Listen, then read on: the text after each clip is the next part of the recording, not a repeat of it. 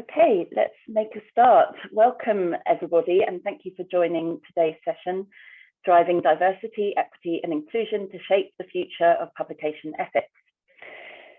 To introduce myself, my name's Caroline Porter. I'm a trustee at COPE. I'm also executive publisher at SAGE, where I sit on our Research Integrity Group and our DEI Council. We've got a fantastic session and speakers lined up today, more on which in a moment. I would like to begin by acknowledging my privilege as a white cisgender woman. I recognise that I have not had to overcome some of the systemic barriers that many others face. I also want to acknowledge the challenges that COPE faces. We need and want to become a more diverse and representative organisation. We're really working to play our part in the wider ongoing conversation taking place across the scholarly communications ecosystem about creating a more diverse and inclusive environment where voices can be heard regardless of background or geography. This is very much a work in progress. We are taking steps, which I'll cover in a few minutes, and we recognise that we, along with our colleagues at universities, at publishers within journals, funding organisations, have much more work to do to create a more open and equitable system. And the challenges facing scholars from historically marginalised groups are structural and exist both at the institutional level, the discipline level, the publisher level, and at the individual journal level. So I did just want to capture some of the work that COPE has done or is in progress this year. We have been working on a lot of different levels in a lot of different forums to increase our discussions on this particular topic. In particular, I wanted to mention that COPE will shortly be publishing a discussion document on diversity and inclusion written by Deborah Poff. And that document sets out some of the issues and challenges, and it is a really important and valuable contribution, I feel, to this debate. It is by no means the beginning or the end of COPE's engagement on this topic, of course, and we will continue to develop resources and to contribute to discussions that are ongoing across our industry. We also recently conducted a survey on diversity in peer review as part of Peer Review Week, and that's actually rerunning our 2018 survey on diversity and inclusion in peer review. And this will enable us really to compare whether attitudes, policies and practices have altered over the last 3 years. That survey is now closed, but I'm really hoping that many of you had a chance to feed in, and we will be using those results to inform a discussion around bias in peer review at the COPE Forum coming up on the 14th of October.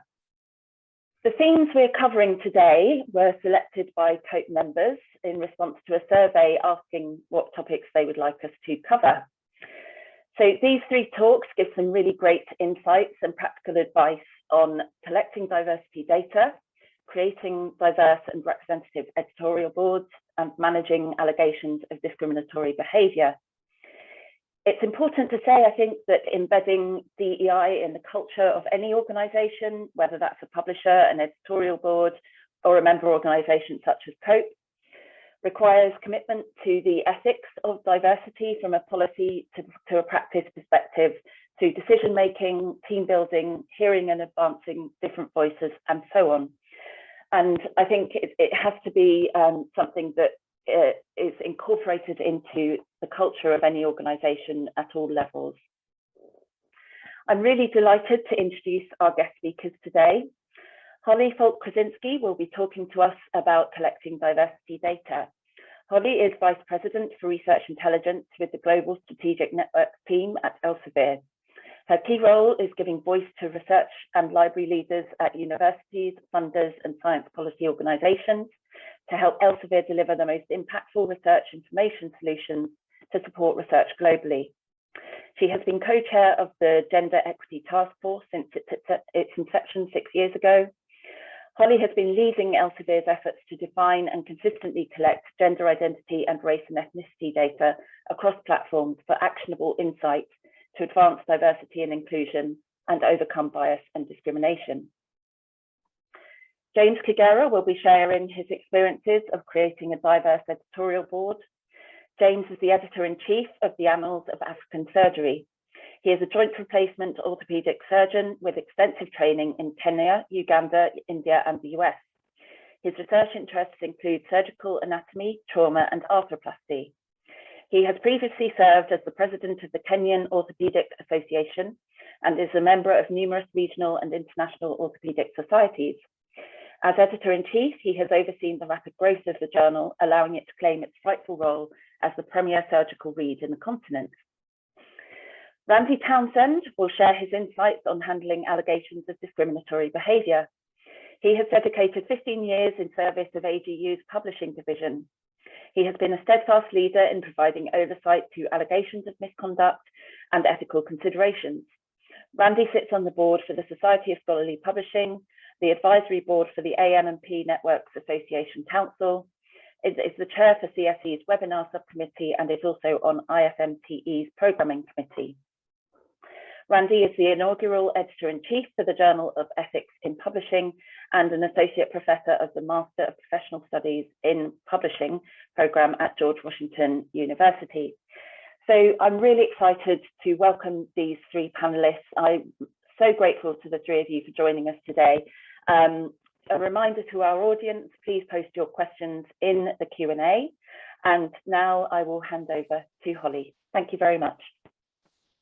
All right, terrific. Thank you so much to the entire COPE team for the invitation to participate in today's panel. I'm very excited to be able to share information today, and we'll be talking about our plan, well, actually our journey for developing a plan for collecting self-reported data into Elsevier's journal editorial management systems that is now extended to be about collecting gender and race and ethnicity identity data across many journal editorial management systems.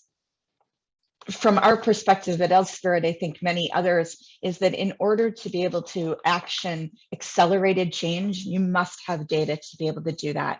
And we've really been focused in two ways about using data. One, you see on the left-hand side, is our large-scale scienceometric studies. And I'm not going to be talking about those in detail today, but one of the greatest examples I think that we have of that is our global gender report. I'm very happy to share the URL for that afterwards, but also the slides will be available and I've had it hyperlinked here. And this is going to remain a very powerful approach for providing meaningful context, and we'll be looking to extend from gender into other intersectional areas of inclusion and diversity. But what I want to be able to share with you today in detail is how we've approached analyzing self-reported user data. When I talk about users, I'm talking about the editors, editorial board members, reviewers, and authors who participate with Elsevier as part of the publishing journey. And before we get to the analysis part, I'm going to need to tell you about how it is that we've gone about developing a plan for collecting that self-reported data. And importantly, it'll be for use within our editorial management system. And the goal is to support data-informed goal setting and decision-making, both at individual journal levels as well as journal portfolio levels. And the goal really is to help and afford information to our editors and publishers that they can work together and align on their inclusion and diversity goals and have a way to be able to transmit those to their stakeholder communities. The approach that I'm going to talk about, we feel is very collaborative, and in part because we are working to generate buy-in and trust all throughout the process, both from internal and external stakeholders. So I'm going to talk in terms of data collection and diversity data collection, that there are two major considerations that we've had to contend with. The first relates to the data itself. So thinking about how it is that we develop new data fields or revise existing data fields, and we have an example of both of those. And then data fields are comprised of a question, options, and consideration on whether or not you allow respondents to share single or multiple option selection. But in addition to the data is the platforms. And this has actually been quite complicated, but this is really about the implementation considerations. It's one thing to be able to define a data field. It's another to insert it into a system and not break that system. So I'll talk about the technology, legal and privacy policy, prioritization, and communication, but with a very strong emphasis today on the data side of things. So starting with the data field, at Elsevier, we had already begun collecting gender data in our editorial management system, which is the Aries Editorial Manager, or I'll refer to for short as EM throughout the rest of the talk. So we were already beginning to collect gender data inside of EM, but we stopped for a moment to think about how and what we were collecting and realized that actually we weren't doing a particularly good job. The schema that we were employing inside of EM was one that was fairly outdated, and outdated in the sense that it didn't actually ask a particular question, and it only invited binary options, which we now understand is not the best that we can currently be doing. So after about 7 months worth of effort, and I have a 5-page white paper, if anybody's interested, that accompanies this single slide. But here's what we ultimately settled on. So we revised and updated the data field so that it is now called gender identity. And that name change alone is significant. Gender is a colloquial and somewhat amorphous term, and an umbrella term for many different distinct meanings. And so what we discussed is that what we were really asking people about is their own gender identity. So we're explicit about that. We also added in an explicit question: with which gender do you most identify? And then we decided that we would ask people to select only one option.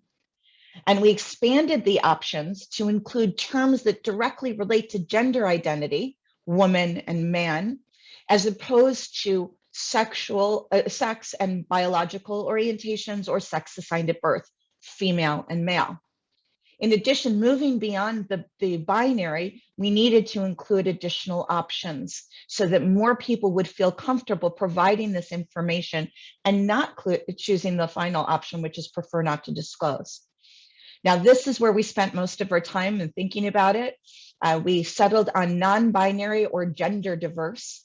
There were lots of other options that were put forward that we had to consider.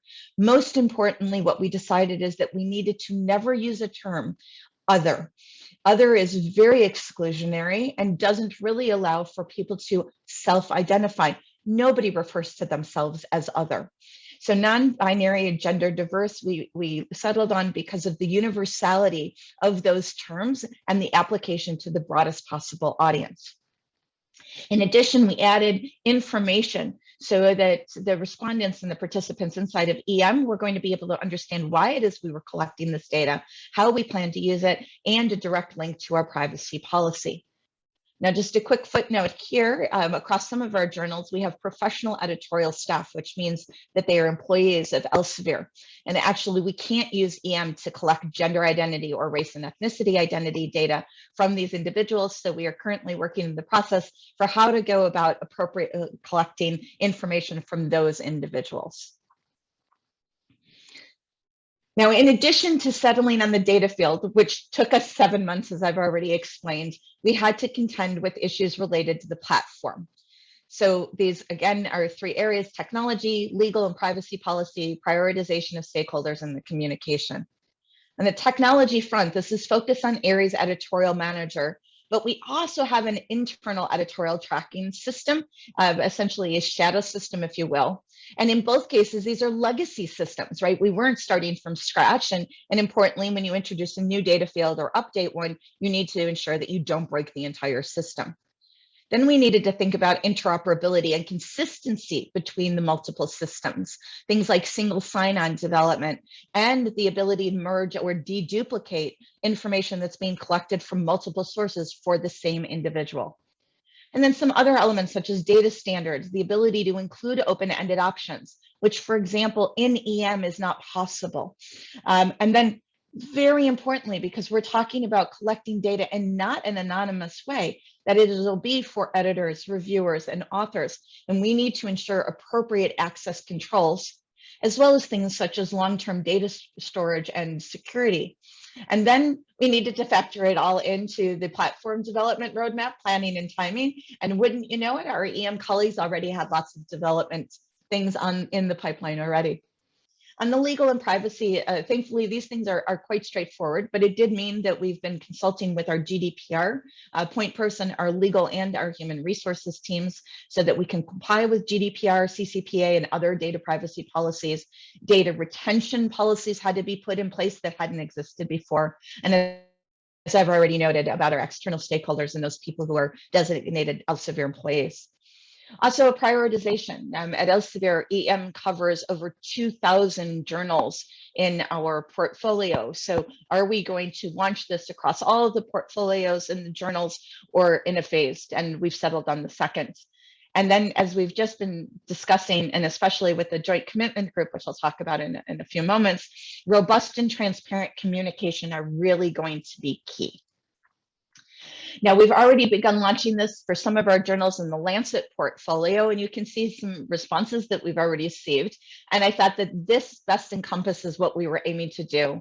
And one of our reviewers indicated that data collection is necessary, even if insufficient, first step to understanding and addressing inequities. And that's precisely what we're aiming to do.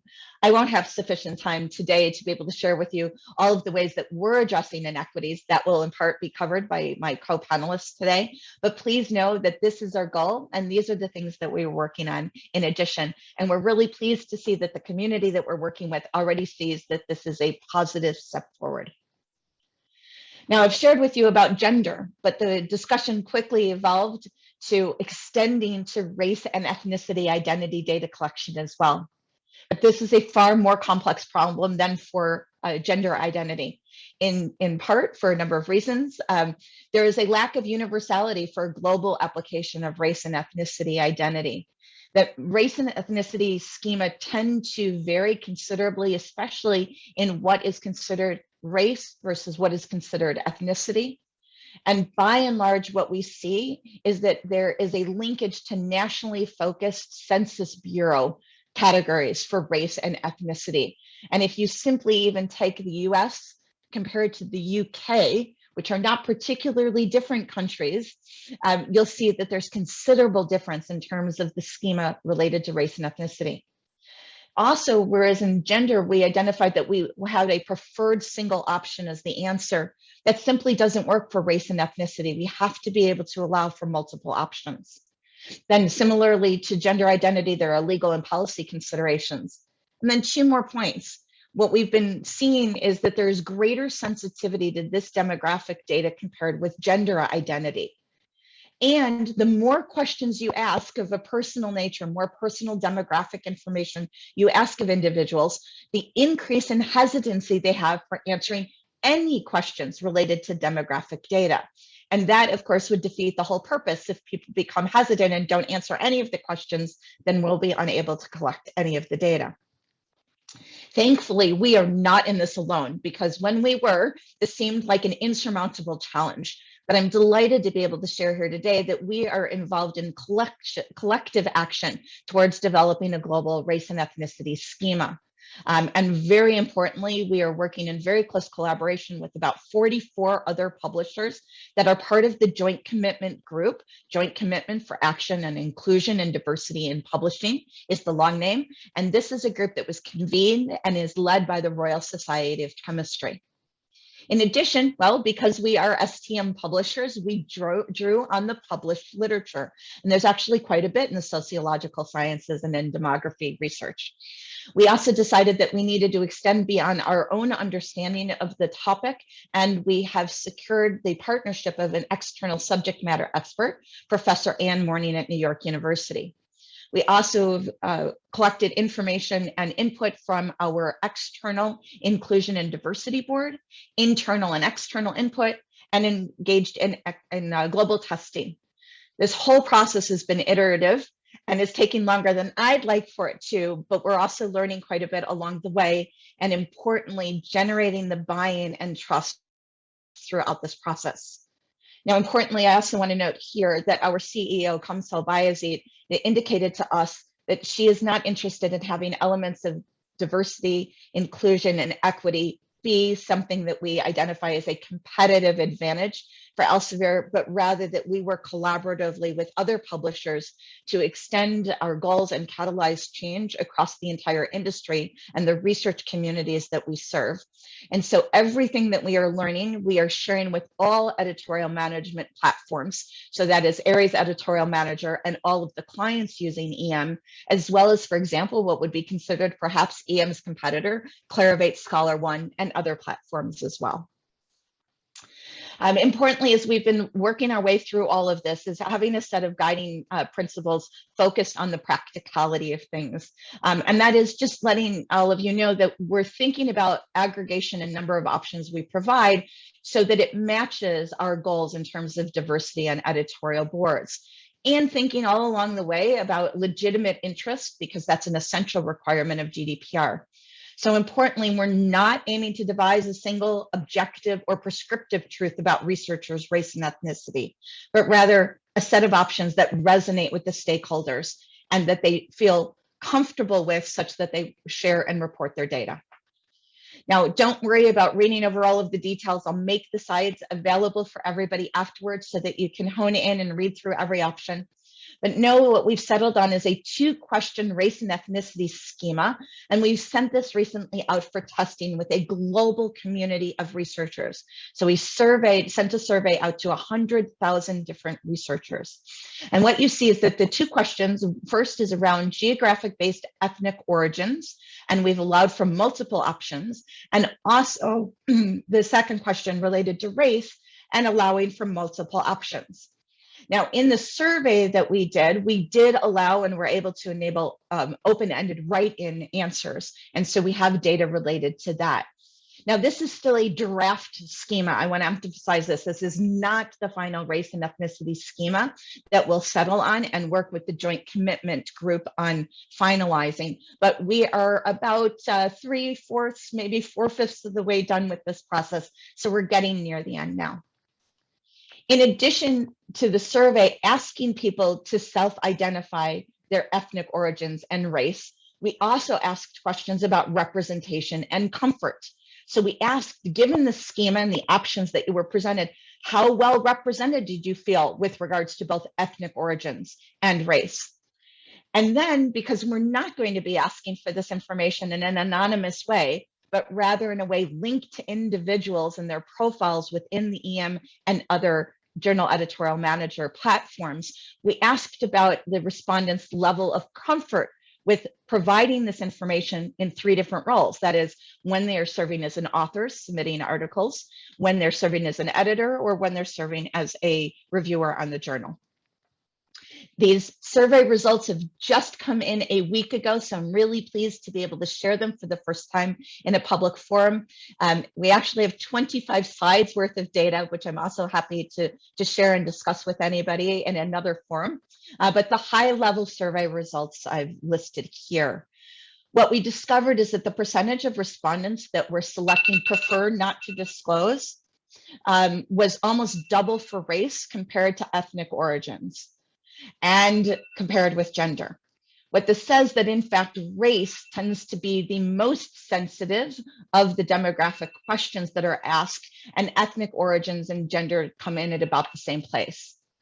We also learned that about 2/3 of our respondents feel that they're well represented in the options of that draft schema that we provided for both ethnic origins and for the options for race. And 1 in 10 feel that they're not well represented. That's a much smaller percentage than we'd originally hypothesized. And with the feedback that was provided on why people don't feel they're well represented, we believe we're going to be able to address and help to decrease that 10% number.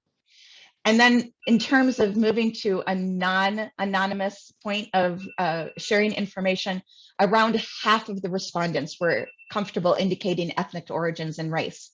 Now, by design, we provided minimal amount of information communicated to these survey takers about the purpose and what we're doing.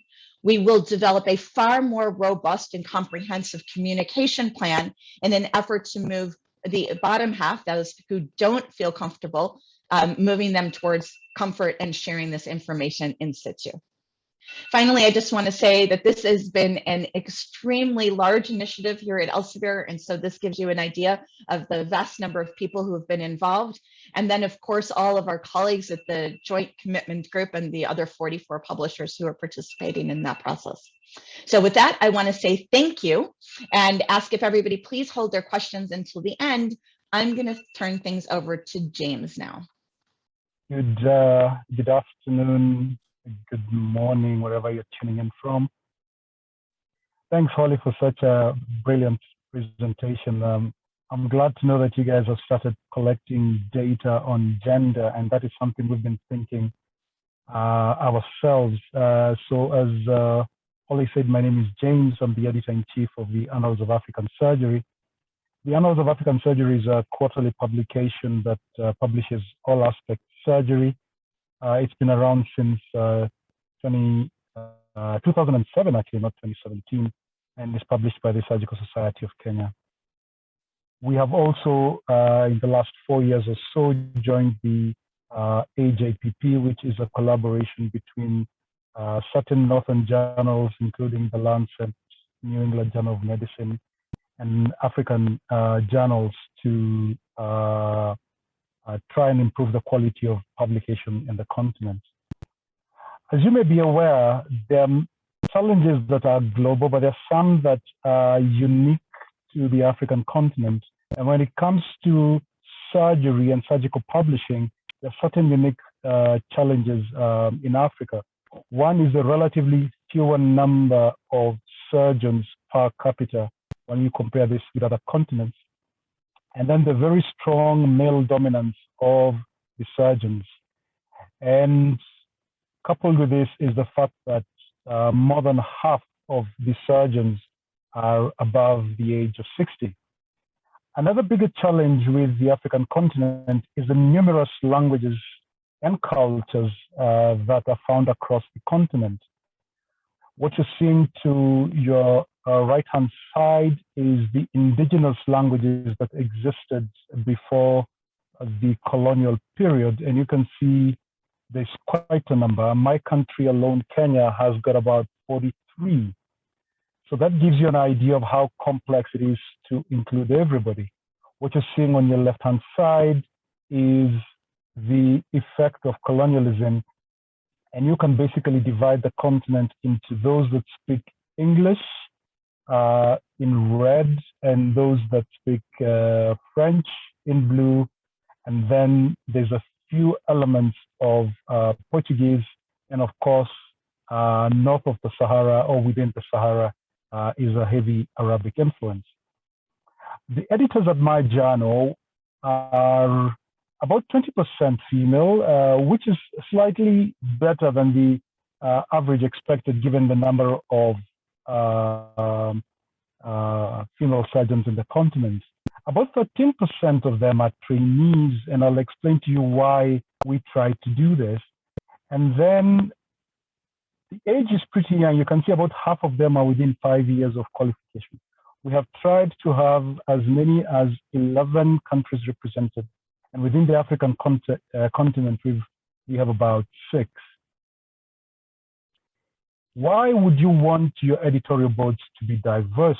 There's plenty of reasons, and during the discussion session, I would be willing to hear from the rest of you why you think this is important. But I think it's important that your journals are representative of both their scope and their reach. That means if you are a global journal, then it's important that your editorial boards and even your reviewer pool be representative of the people you're trying to reach. It ensures fairness in the decision making and also helps all of us to dilute certain unconscious biases that we may have. You'll also be surprised how many new ideas you will get the more diverse your editorial board is. I'm going to share next what it is that we are trying at the Annals of African Surgery, and maybe towards the end we can discuss whether some of these things may be useful in your context. The first thing we are trying to do is to create a pipeline. And as you can understand, the numbers that I have mentioned are such that we may need to groom our editors from scratch. So we have an internship program which is generously supported by the AJPP partnership. And we try and recruit medical students to come and work with us, understand some basics of research, the concepts of peer review, and also a bit of editorial work. And our hope is that as they grow up, they then can become powerful reviewers in whom we can rely on. We also hold several workshops, both for authors and reviewers. And from these workshops, we try and identify people who we can then recruit into our reviewer pool, We also help them to go through some Pablons training and various other online trainings. And our primary focus are usually surgical trainees and early career surgeons. We've tried to get a balance between all the surgical specialties. We have representation from neurosurgery, plastic surgery, orthopedics, general surgery, urology. And we're also trying to get representation from all countries. Like I mentioned, we have not been collecting gender data, but I think after this webinar, that is something we are really going to start considering, because it would give us a way in which we could preferentially get certain people into our reviewer pool. And then we hope that those who excel in that role can then become editors, and we try again and balance the various parameters that I have mentioned there. The other thing that we try is to train. Once we've recruited, sometimes we advertise. We've had to headhunt once in a while. We don't take everybody through a certain training program. And the reason we do this is because sometimes the owners of the journal may be very apprehensive about having a 25-year-old in their in a team of editors. And sometimes we use the training to make sure that the level of our new editors comes to par to reduce the number of skeptics in the system. We also try and get as much feedback as we can, both from the society that owns the journal, but also from the new editors that we recruit, in terms of how our processes are and whether or not they feel like we are trying to include everyone that we can. How do we plan to improve? We probably would try to widen the pool in which we advertise. We will then seek certain groups in which we will seek nominations. For example, there is an African caucus for female surgeons, and then we could, in that caucus, ask them to nominate certain people who they think would excel in this role. We could ask certain societies that represent, for example, the French-speaking part of the continent, people who represent, for example, the Portuguese-speaking countries, and basically trying to get everyone on board. We also think that headhunting is an important feature, and we intend to continue doing this. The beauty of headhunting is that you probably know the qualifications of these people before you look for them. And who is it that you're looking for? Sometimes you may feel like what you're trying to do is trying to fit a square box into a round hole, but you need to get people who are interested in what you do. They must have the same aspiration as what you do. It's important to get people who are respected in their various circles, because if they join your team, then that group of people will feel represented. They'll feel that this person espouses the kind of ideals that they want represented. Once you have gotten those names, it's important to find a way of vetting to make sure that they are willing, number one, but also that they are capable to give the time that is required to be in this editorial board. It's important to work with all stakeholders, and I think during the question and answer session, we can discuss how the various publishers may have challenges with certain groups of people in the editorial board, especially those who are too young or too inexperienced, maybe. So it's important that you get them on board and make sure that they understand what it is that you're trying to do. I've already talked about the recruitment and the training.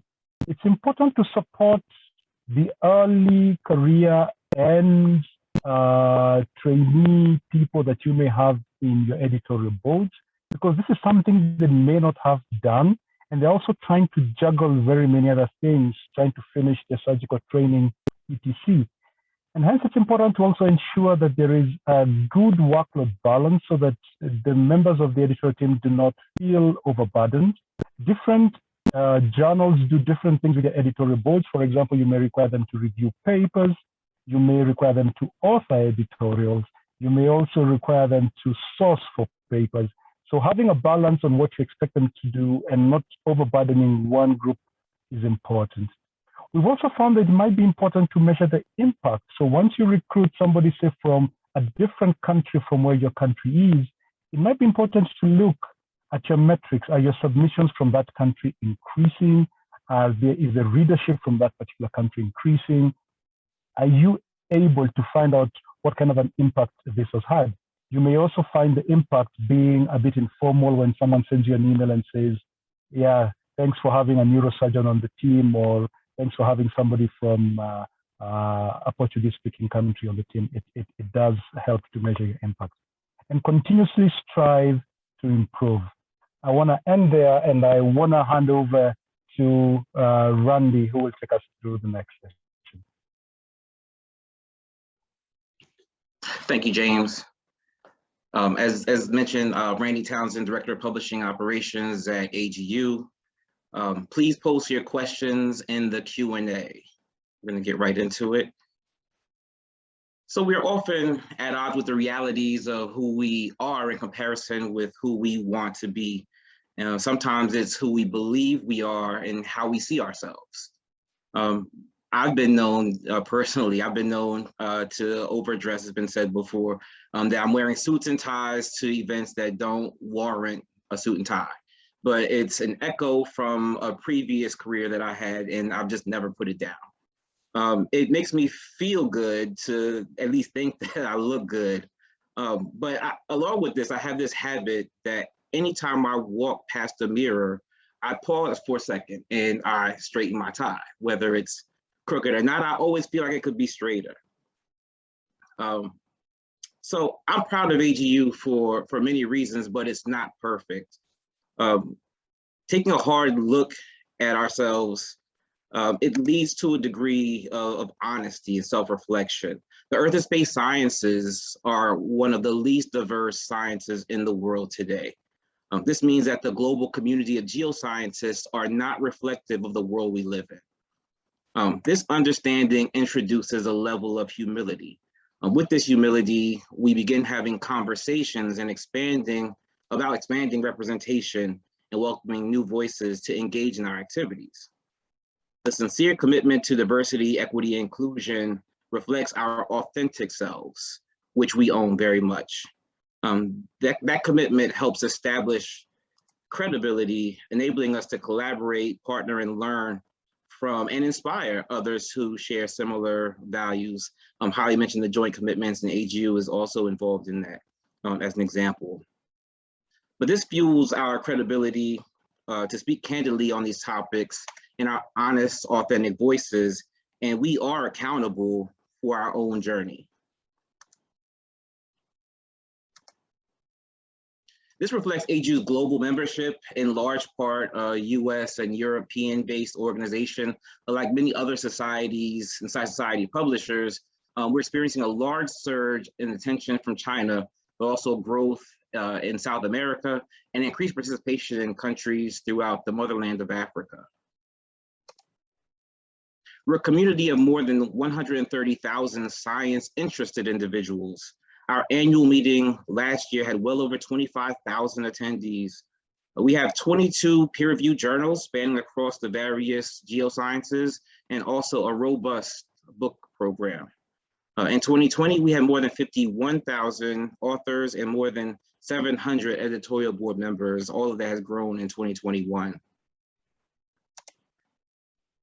In addition to that, we also have a robust ethics policy, which includes guidelines for scientific integrity and professional ethics. The guidelines cover all AGU activities, and most importantly, at least to me, is to protect the integrity of the research and our published content. Science itself is the context for every decision that we make, and the good of science influences how we approach most of our engagements. You'll see in this excerpt from our guidelines that we follow the COPE standards, and we stand against any actions that compromise the integrity of science. AGU has about 12 to 15 publications ethics related cases each year where I am personally involved in helping to assure proper follow-up, investigation, and resolution. This includes plagiarism, undisclosed conflicts of interest, and inappropriate use of data and insufficient citations, just the gambit that I'm sure many of us deal with regularly. There was a time where we considered misconduct as solely the threats of fabrication, falsification, and plagiarism, sprinkled in with allegations of conflicts of interest as well. But we were very wisely realized that it's important to protect the integrity of the researcher as much as is the research. So we included discrimination, harassment in all forms, and bullying into our formal definitions of scientific misconduct. Discrimination means the unfair treatment in professional opportunities, education, benefits, evaluation, and employment, as well as retaliation and various types of harassment.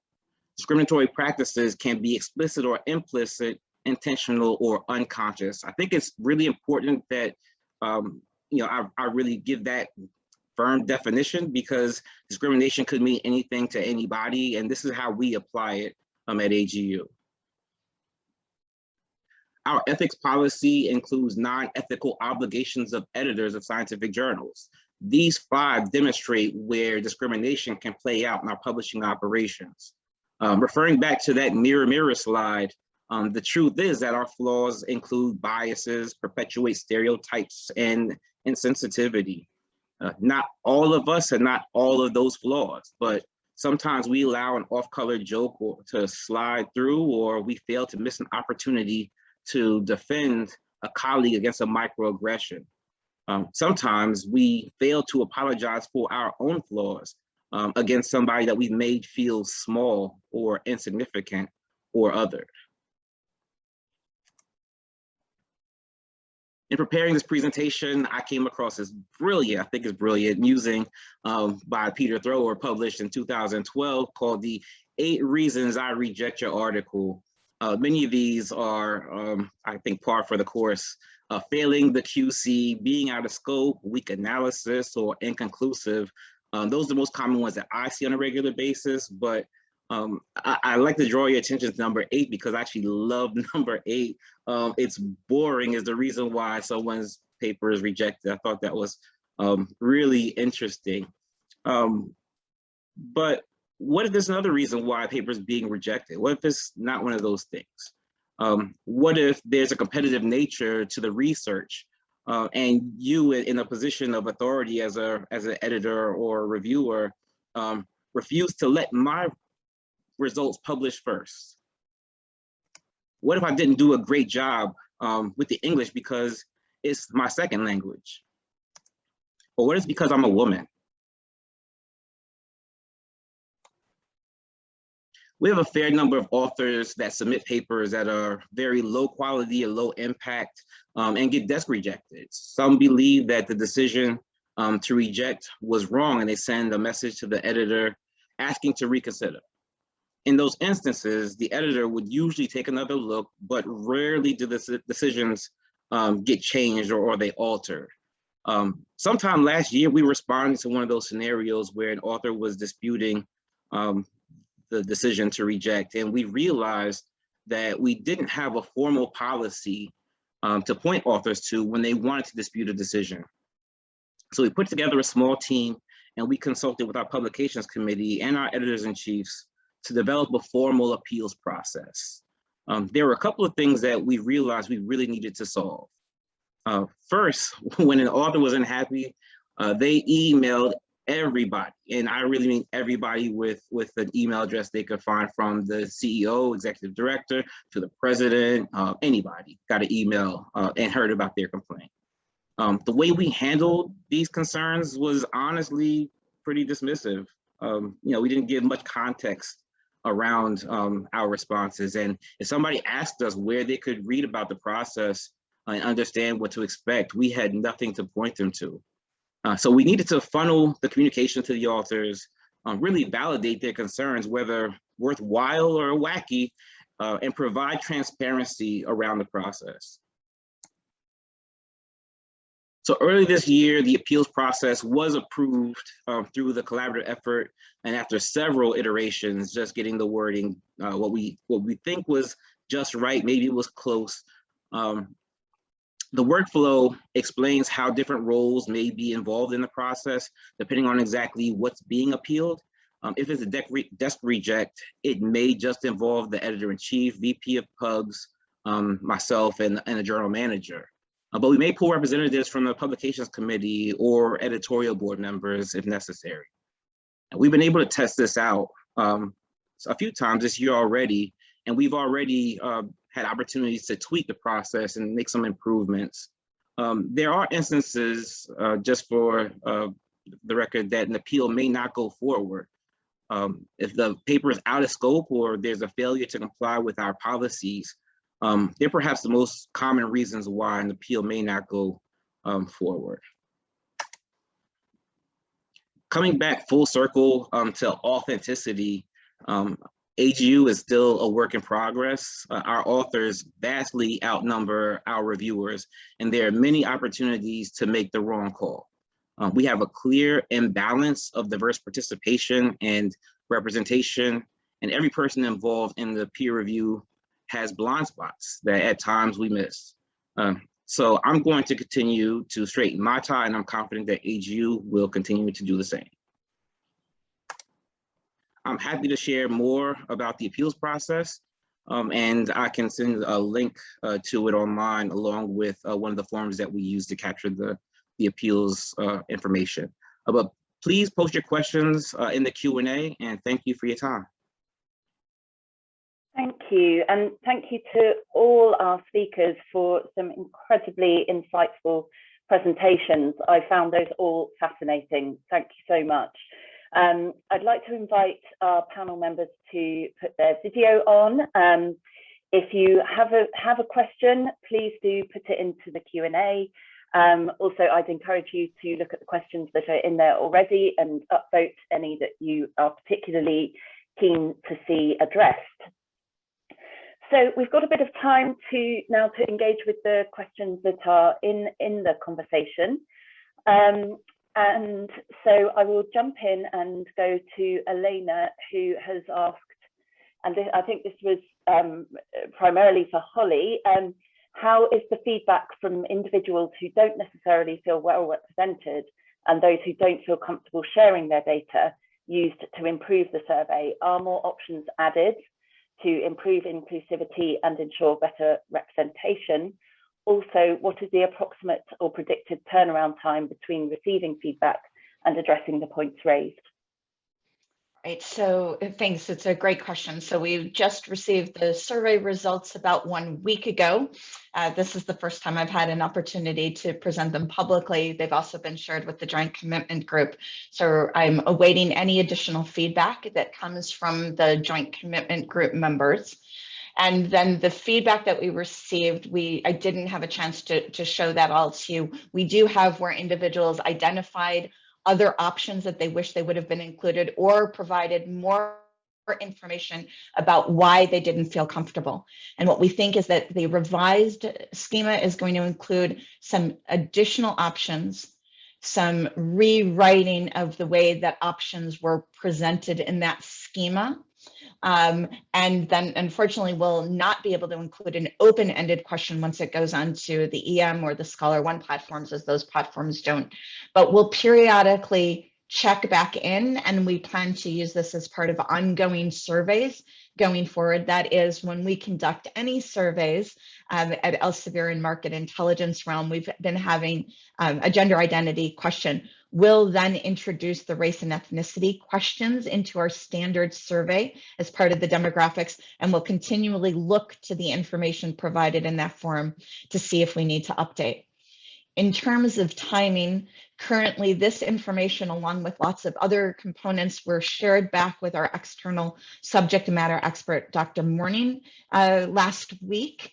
And we are now working to set up with her the time that we can all discuss the recommendations she has based on all of that input in the survey results for how to revise the 2-question schema.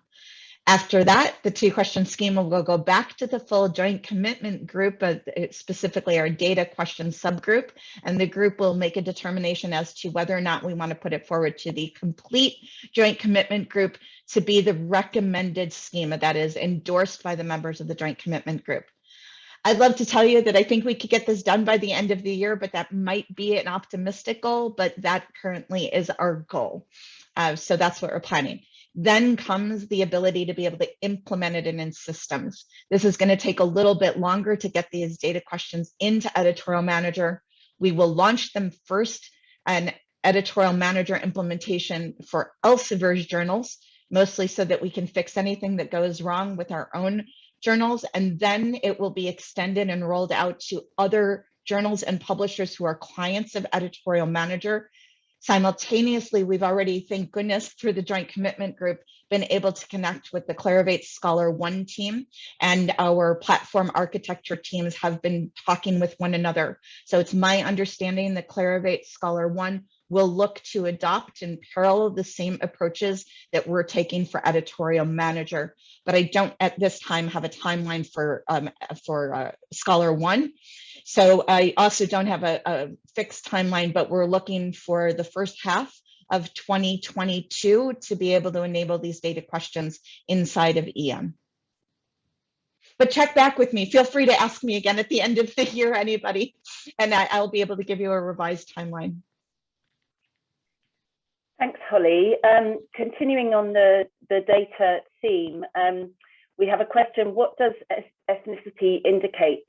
The reason is that the classification shown on the slide look geographic. For example, are all people from, say, India one ethnic group? And we have a similar question from another audience member who has sort of raised the fact that the ethnicity definition seems so geographic that they could be derived from an author's address. Like India, many other countries are ethnically diverse. For example, a Mexican may not be primarily Latino, but mestizo or Maya or Nuha. Thus, ethnicity may require just one open-ended question, not a list of countries. So your comments on those questions, please, Holly. Yeah, so there's some practical constraints. So as I mentioned during my talk, most editorial management systems don't have the ability to collect open-ended data. EM is no different, so that won't be an option for us to be able to do. Also, as I noted, there's practicality in terms of the level and options of data that we collect that we can then translate into the level of diversity on editorial boards. Similarly for things like invited conference speakers, which will be the next place that we look to extend this data schema to.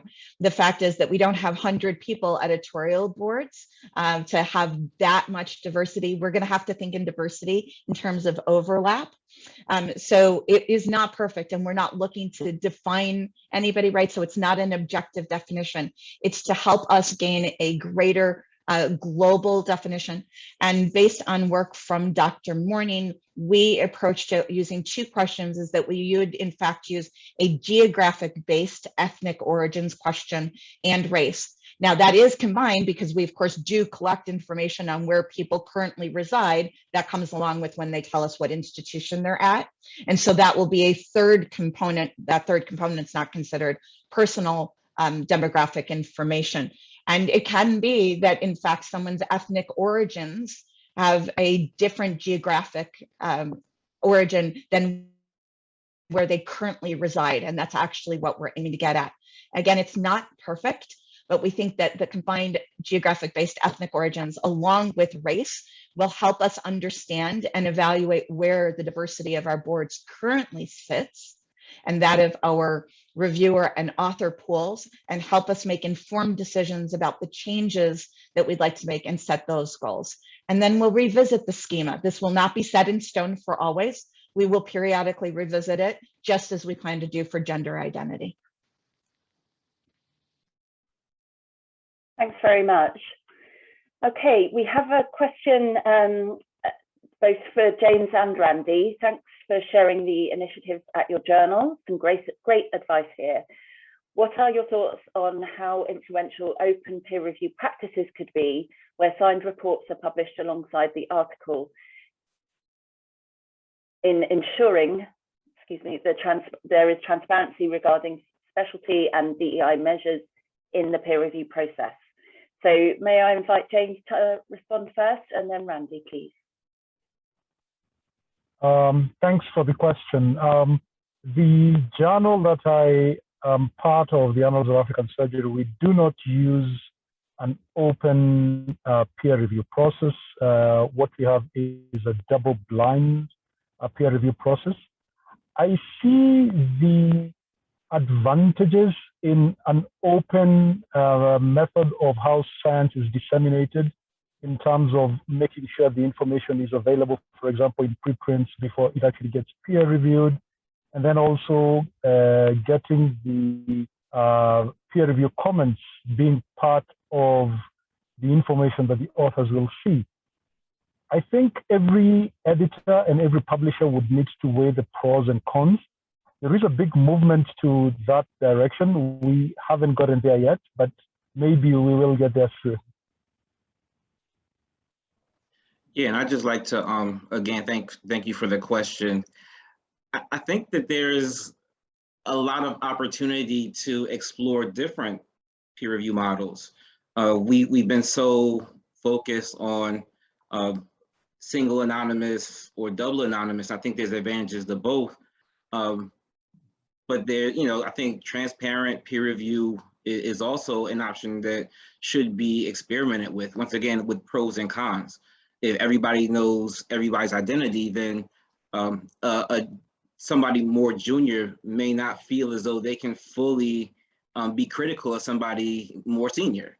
So, I think, as James said, really look at your journal, look at the makeup, and think about what seems to be the most fair to approach, and assess it, see if it's working. If it's not working, pose options, but also actively engage with those that are involved in your peer review to get feedback, hear from them.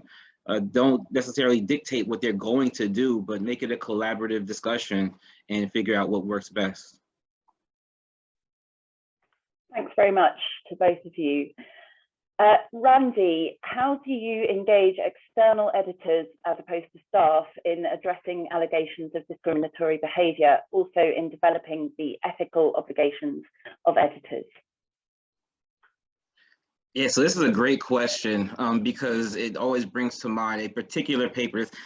Of all the papers, when something comes out as really, really special, like it just stands out. And there was a paper that it was in peer review in second revision called Dykes in a Stressful Relationship. And my staff read it and they escalated it, and then it came to my desk and I'm reading it and I'm freaking out like, oh my God, this sounds so horrible. So I reached out to the editor and I said, there's no way this paper, we can't push this paper forward. It's offensive on many levels.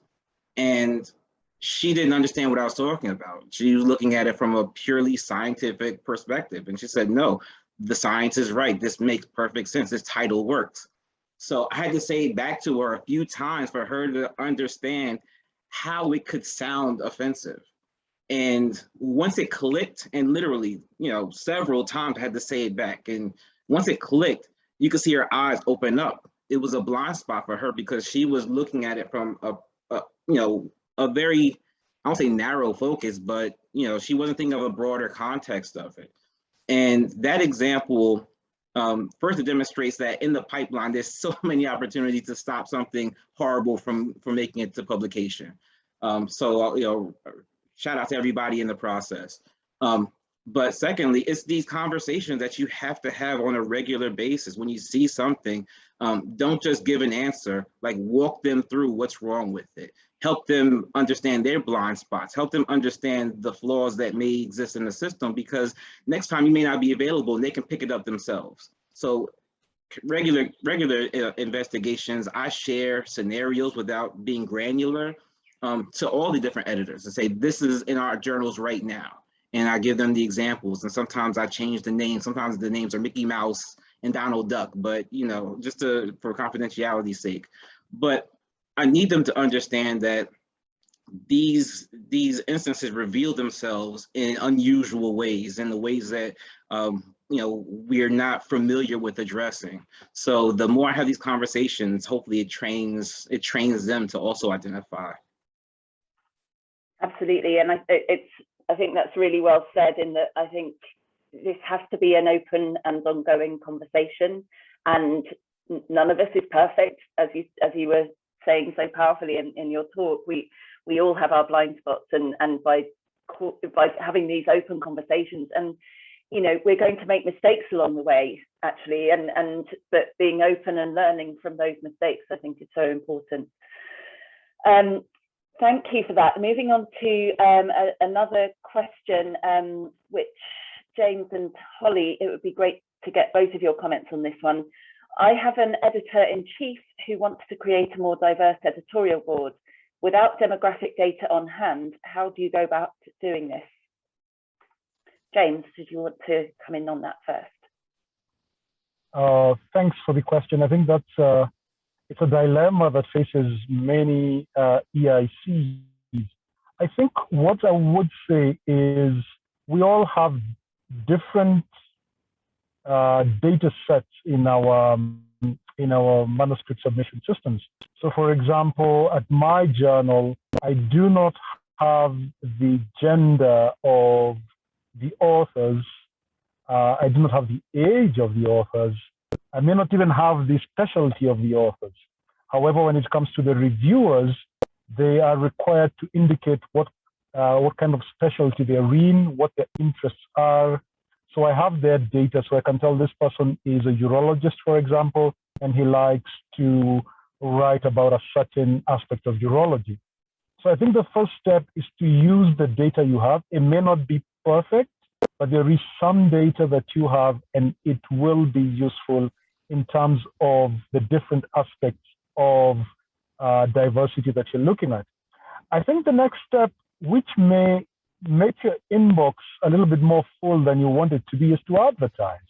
Once in a while, we put an advertisement on our website and we say, are you from the continent? Do you have this kind of skills? Would you be willing to work with us?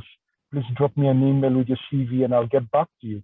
Of course, you may get lots of applicants depending on the subject matter that you edit about, or you may get very few and you just have to find a way of balancing that.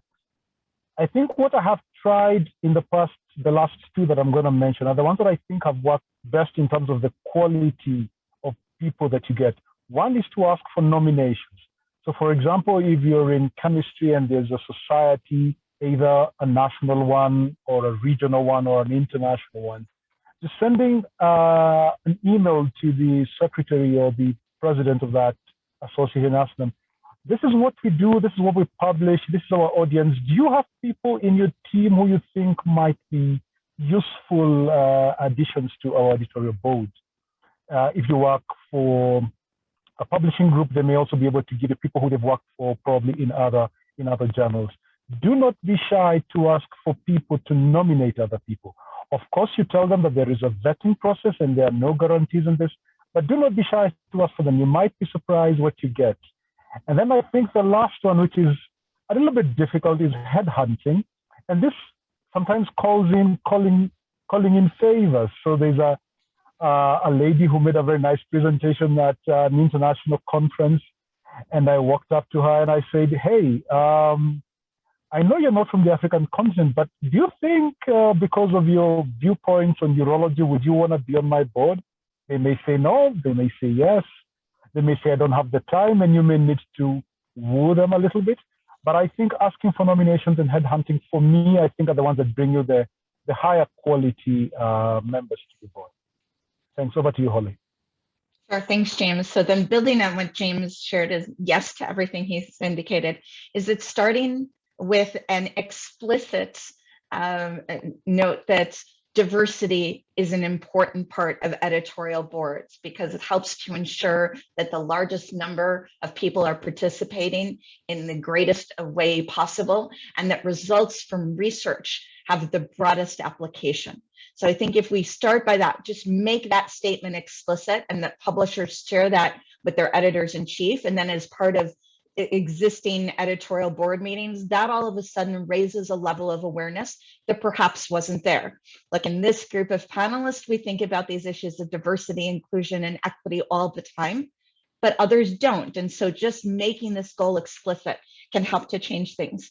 And then to do it again when people are being asked to make nominations about new editorial board members or new EIC.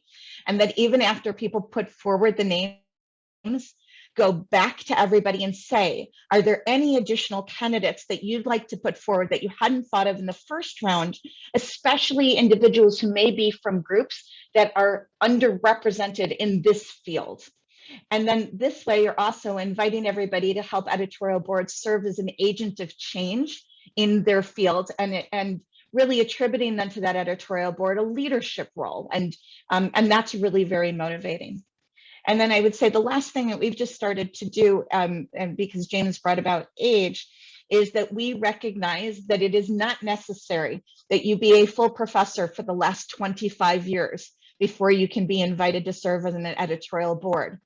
At the same time, we recognize that earlier career researchers and faculty members may not have all of the skills necessary to serve as an effective editorial board member. And so we've devised junior editorial board programs where essentially individuals are invited to serve in a more junior capacity and are mentored by others on the board and by the publisher for the journal. And so a partnership to help build the pipeline of new editors and editorial board members. And we're seeing so far in the pilots that we've been running a tremendous amount of success in that regard. And that will help to broaden the pool, because if we only think about the oldest, most senior people, those are going to be the groups of people who are the least diverse. And if you only draw on the least diverse pool, you'll continue to have the least diverse representation. And so we're trying to broaden that pool from which we draw editorial board members. Thank you both. We've got 5 more minutes left in the session, and I'd like to keep a couple of minutes for the poll. But I did just want, James, if you could answer this question briefly. It's a big question, but any brief comments would be appreciated. James, how do you go about overcoming language barriers when bringing in board members from countries with different official languages, for example, from Portuguese-speaking countries, to ensure representation? Do you have strategies to address this? And that was from Inez. We publish in English, so I may answer this question in a little bit of a convoluted way. We publish in English, so we embrace the other languages, and actually throughout the past year or so, we've been able to recognize the potential of doing translations and reaching audiences in their language. So we've been able to produce resources that are in Mandarin and in French and in Spanish. Not that we weren't thinking about this before. We were thinking more, we publish in English, so that has to be the standard language that we use. But the respect of turning it around and doing outreach and engaging in the mother tongue of these other individuals, other areas, really generates a lot of desire. It attracts people to what we're doing. They want to engage more. And we've seen our webinars where we would get 100 or so people blossom up into like 500 participants. And it's really exciting to see people that aren't usually at the table when we're talking geosciences coming to the discussions and asking questions and wanting to learn more. And I think there's a lot of opportunity if we kind of change the way we're sitting at the table from one side to the other and understand the value in engaging in that kind of way. Thank you so much. I would like to take a minute before we close just to run a quick poll with our audience. So before I do that, I would like to thank James, Randy and Holly very warmly for your presentations and for your really thoughtful answers to those questions. I'd also like to thank everyone in the audience for joining us today, and especially to those who raised questions. It's really appreciated. Any that we haven't had a chance to answer, we will try and address in a different format via our website or via Cope Digest. So I am going to quickly just launch this poll, and I would love as much participation as possible. So off we go. Hopefully you can see the first one. What is the most important issue facing the scholarly communications community in relation to DEI in research integrity and publication ethics? And please choose one of the answers here. I'll just give people a moment to respond. Okay, so it looks like about 2/3 of people have responded. So I will share that result. Just give me a moment. So hopefully everyone can see that. So that's interesting. Lack of representation of minority groups in editorial decision making came out top, but also bias, unconscious or otherwise in peer review, and the structural barriers facing those writing in English as a second language also quite considerable. I mean, I think all of these are important issues, and it's not easy to kind of identify one as being the most important, but that's really interesting to see from the attendees here. Thank you. I'm now going to attempt the second poll. So just give me a second. What additional guidance would you like to see from COPE in this area? Would you like more interactive sessions, guidelines and flowcharts, broader coverage of many DEI topics, more in-depth coverage of a small number of DEI topics, or better representation of diverse voices in COPE events and materials? And this will just help us at COPE to continue to put together the most, hopefully the most relevant and helpful guidance and sessions for our members. So guidelines and flowcharts came out top, which I can understand. I think there's a lot of appetite for greater guidance and insight in this area, but also an appetite for more interactive sessions and broader range of topics. So that's incredibly helpful. I'm conscious we're over time, so apologies for that. But I think this has been a really, really interesting session. Thank you again to our wonderful speakers, and thank you also to everyone for joining us today and for the great questions. Thank you very much.